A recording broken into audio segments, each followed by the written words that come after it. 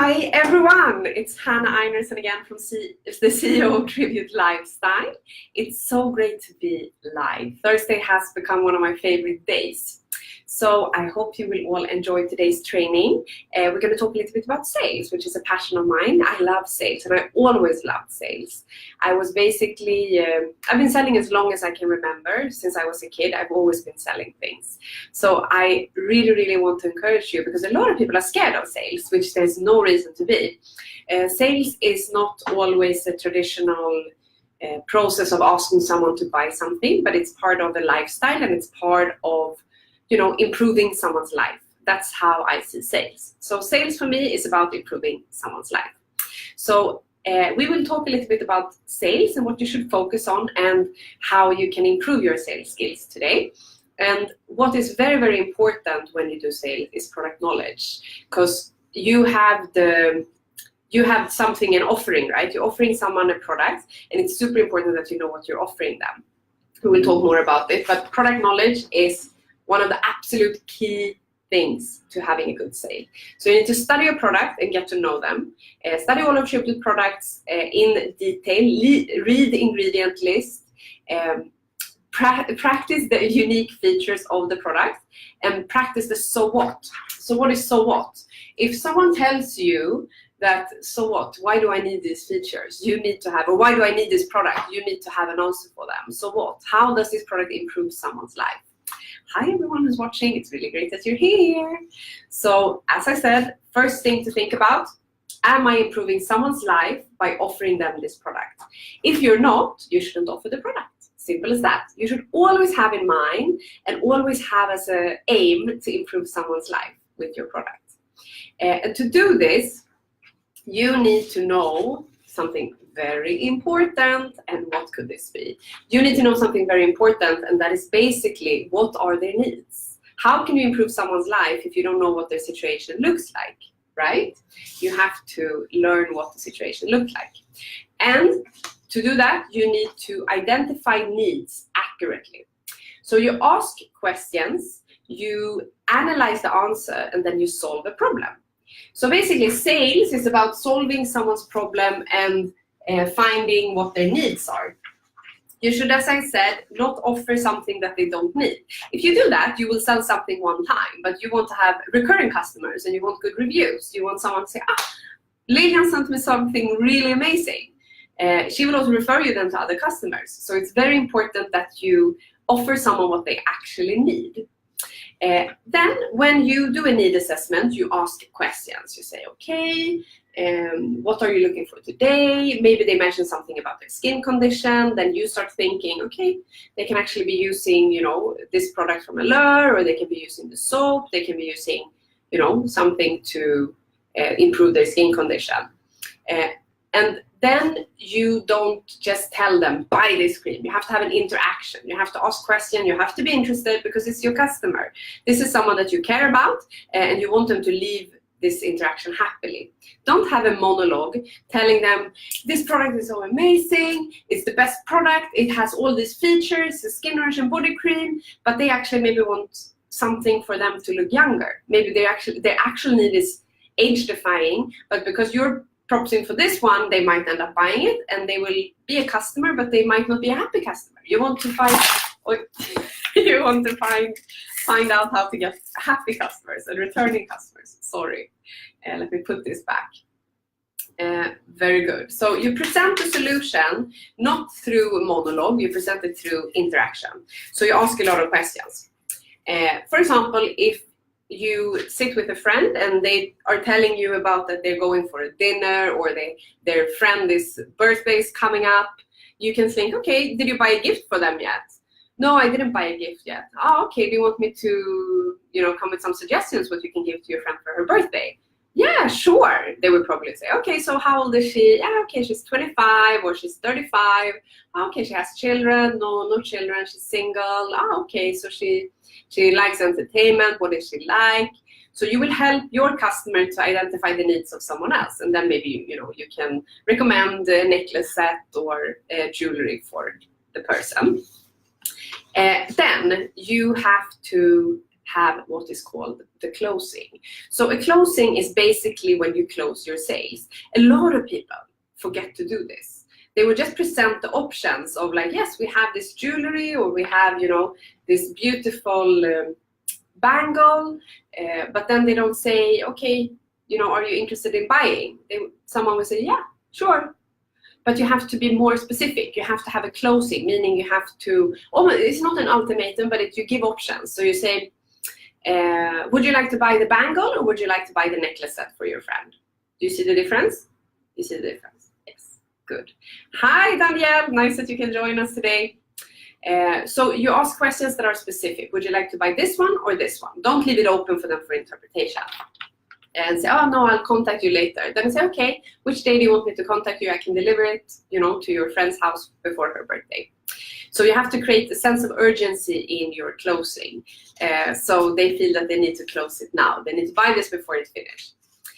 And then, as I said, don't forget to actually ask, when would you like to buy this? How would you like to buy it? Which one would you like to buy? So they don't have a way of postponing it or procrastinating it to later. Then one of the, I would say, if it's not the most important, one of the absolutely most important, and that will keep you in sales forever, if you like to, for as long as you like, and that you will be considered to be a very professional salesperson, is that if you do follow-up. You have to always, always, always do follow-up.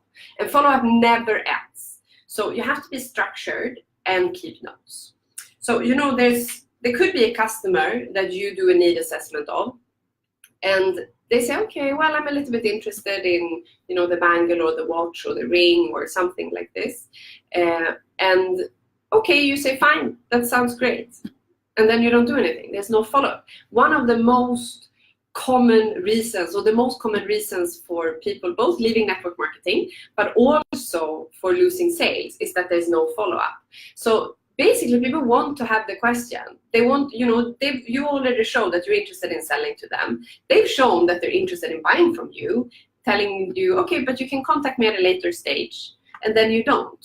If you don't do that, they will feel that you don't care. So it's extremely important that you follow up with all your customers, even the ones who say, no, I'm not interested in buying anything from you. I have my own jewelry supplier, don't worry about it. Continue to follow up and, just say hello. You don't have to sell everything and every time that you talk to someone, because then they will also be annoyed with you. So you can just call them to see, how are you? How's everything? How's your family? Okay, how was your season? Okay, everything is good. Okay, bye. We talk later. And also, if you have samples of something that you want them to try, you can also let them try something for free without having to buy it. Hi, Amalada and Susan. Very nice to see you guys. So as I said, it's extremely important with the follow-up. That's actually the most common reason for every lost sales and the reason why people leave network marketing. So if we look at network marketing a little bit when it comes to selling, the opportunity and whatever we are doing, a lifestyle, and say that you are recruiting someone, you're talking to them and talking about how great your lifestyle is and how flexible you are and how much money you're making and what you're going to do for it. And they're interested. They sign up, you recruit them, they sign up and you register them, and then you never follow up again. Do you think they will be successful in network marketing? Probably not. They might be on their own, but you need to guide them as well. In the beginning especially, then you always have self-motivated distributors that joins your team. But most likely, majority of everyone wants people to come and say, hello, how are you? How was the experience of joining? Can I help you with anything? Do you know how to place an order? These things is super, super, super important with the follow-up. Okay, I will talk again from the beginning, so you have a little bit of a summary. We're gonna have a short session today. So first of all, when you talk to someone about sales, you have to think, does this product improve the person's life? If it doesn't improve the person's life, then don't sell it, I would say. You always should sell things that people need. The reason for that, if you sell things that people don't need, they will not come back for more. So you have to do a really, really good analysis and understand the product yourself. You need to have product knowledge and be sure that what you're selling is what you're presenting. Don't oversell and tell them that, especially for the skincare products and things like this, that it's gonna change their life, and they are gonna be, tomorrow they will look 5 times more beautiful. Skincare and all the products takes time, so you have to build it up. So always know your product so they can ask questions and you can answer them properly.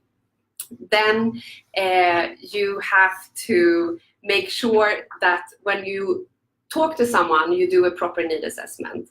So don't sell something that they don't need or don't want. And when you do a need assessment, you can ask questions about anything, basically. When you meet someone, every day you do need assessments by natural, by lifestyle, you just do it because it's part of life. So you ask them questions, and so how are you? You will say, I'm fine. That's a need assessment, a little bit. Okay, so no, I'm fine, or I'm not fine. Then you say, okay, what's wrong? No, I'm not feeling so fine in my body. Maybe you have malaria, or maybe you have fever or something. Your brain works with thinking, okay, how can I improve this person's life with help of our Tribute products? Either you can, give them a beautiful gift and they will be very happy. Maybe the fever won't go down, but still they will be very happy. So always check if you are improving someone's life by offering them this product. And if you're not, don't sell it. So you always need to do an accurate need assessment. And when you've done the need assessment, the pros with it is that if you do it correctly, they will come back. If you just want to close a sale and get rid of them and get your money, they will not come back because they will feel the difference as well. You really, really have to love your customers and love and care for sales. Sales is it's relationship. So you don't just call someone when you want them to buy from you and you want to make money. You always call them as well to check how are they, how's everything. So follow up is a very, very important part of sales. And it's one of the key things that makes people liked and successful for a long, long period of time. So follow up, you always have to follow up. And it doesn't matter if you follow up once a year or if you follow up, maybe not every day, but depends on what type of product you're selling. You should always follow up because the follow up will make people feel that you care. And this is the main thing. You do actually care. So why shouldn't you show it? I am naturally maybe not so. I used to work as a telemarketer. So we would call and sell products online over the phone. And this is very hard because you have to prove to them in a very short amount of time that you have something of value for them. So my boss said, okay, you have to call, X, Y, Z amount of people every day. I said, okay, fine, but do you mind if I try something else as well? He said, no, that's fine. So what I did instead, I started calling people, not offering the product, but starting building relationships and, talking about other things. And when they told me things, even if I was selling a product, when they told me things about their family or when they told me things about their life, I would make a small note. And then when I called back the next time, I could open with this. And what I did as well is that I sent emails, for example. I contacted them in other forums, not just over the phone or, as it was back then, phone salesperson. So I would also contact them over Facebook or other ways to say hello and not to, push the product. And also I've learned that especially if it's a big product, like a business opportunity, like joining Tribute is quite an elaborate thing, right? And it's not easily communicated quickly over the phone or something like this. And it's also something that people might want to think about and see what this, they want to, I don't know the word in English now, but they want to linger a little bit on it and, sleep on it maybe. Yes, they want to sleep on it. So if you present the opportunity in writing, if you share an email with them and saying, on Facebook, on Messenger, and WhatsApp, and say, hi, have you heard about this great business opportunity of Tribute? You write down a small summary. We can share the summaries with you as well. You can get it from your sales coach or your upline. So you can share it with them, but you don't force them or tell them to join now because then they're not ready to do it. So this is where the follow-up comes in. So at the later stage, you said, I've seen that you've read my message, or I assume that you've read my email I sent about, Tribute. What do you feel? Like, what was your instinct? What was your first questions? Do you have any questions? Can I enlighten you more? So the follow-up is super important. And it's also very professional that if you sell something to a customer and then a couple of weeks or months later, approximately when the product has run out, when you know that it's finished, you call again and you say, hey, did you really love the hand cream? How did it feel on your hands? The antibacterial one, did you really enjoy it? Is it time for a new one maybe? I estimate that you would have finished it by now. So this also makes you look very professional. So always check in your back office what you sold to what customers and take personal notes. Those are my little bit of suggestions. So the main important things is to know your product. Can everyone say know your product? I wish I could hear you back. I'm not lonely, but it's so nice to see you. Okay, this was the second time. It's really nice to see you, but it's very good that you can hear me at least. You can say hi in the comment field, please, if you can hear me well. So first thing, know your product.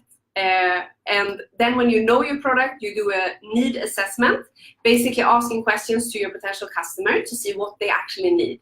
Don't sell a product they don't need. So we say it again, it's product knowledge, need assessment, then you do the closing. You present when you fulfill the need, you do the closing, you actually sell the product, and then after that you do the follow-up.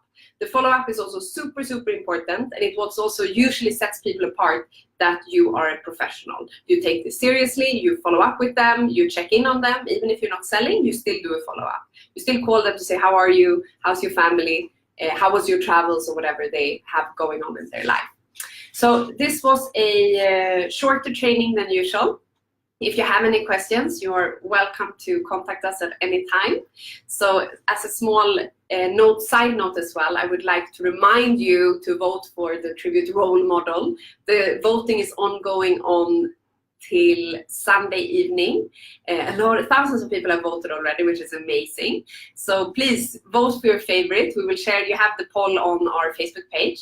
And also the Power Day. Did you qualify for Power Star program? Then you have to come on the 20th. There's still a few seats left. So it's a full day of training, motivational speeches. We will have workshops. We will have a lot of food and dancing and fun. So you have to come. If you haven't signed up already, it's only by RSVP. So you will not be let in through the door if you just show up on the 20th. We're going to be at Civic Center on Victoria Island. So make sure that you send an email to sales if you would like to join. So guys, have an amazing afternoon and a happy Thursday, and I will see you next week. Bye.